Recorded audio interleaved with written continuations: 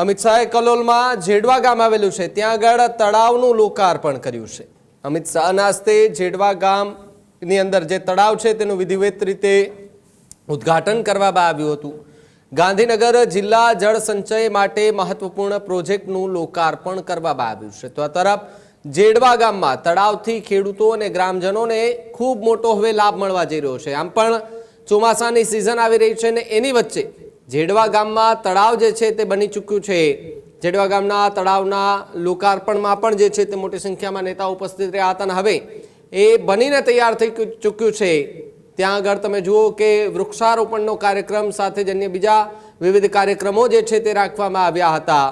ગ્રામજનો ખેડૂતો જે છે તેમાં એક હર્ષ અને ખુશીની લાગણી પણ જોવા મળી હતી કે આવનારા સમયમાં આ જે તળાવો છે તળાવના પાણીથી ખેડૂતોને ખૂબ મોટો ફાયદો થવા જઈ રહ્યો છે।